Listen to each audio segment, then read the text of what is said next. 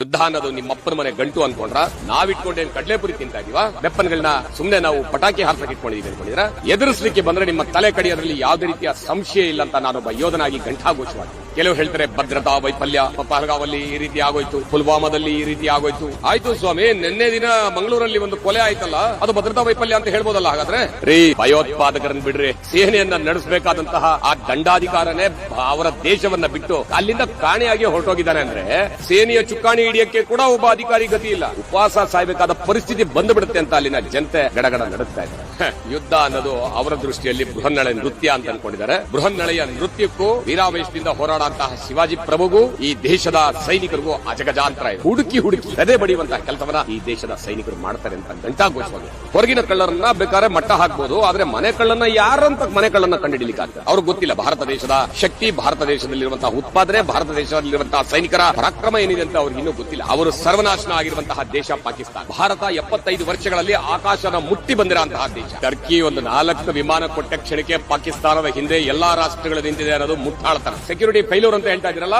ಆ ವ್ಯಕ್ತಿಗಳು ಒಂದು ದಿನ ನನ್ನ ಜೊತೆ ಬನ್ನಿ ನಾನು ಕರ್ಕೊಂಡು ಹೋಗ್ತೀನಿ ಬಾಯಲ್ಲಿ ಹೇಳಿಕೆ ಕೊಡಬಹುದು ನಾಯಕರುಗಳೇ ನೀವು ಮೊದಲು ದೇಶದ ಪರವಾಗಿ ನಿಂತ್ಕೊಳ್ಳಿ ದೇಶ ಇದ್ರೆ ನಿಮ್ಮ ರಾಜಕೀಯದ ಬೆಳೆ ದೇಶನೇ ಇಲ್ಲ ಅಂದ್ರೆ ನೀವು ರಾಜಕೀಯ ಯಾರ ಮೇಲೆ ತೋರಿಸ್ತಿರ್ರಿ ತನ್ನ ದೇಶ ಮೊದಲು ಅನ್ನುವಂತಹ ನಾಯಕನಿಗೆ ಯಾವಾಗ್ಲೂ ಅವನು ಸದೃಢವಾಗಿರ್ತಾನೆ ದೇಶದ ಜೊತೆ ನಿಂತ್ಕೊಂತಾನೆ ಏನೇ ಕಷ್ಟಕರ ಪರಿಸ್ಥಿತಿ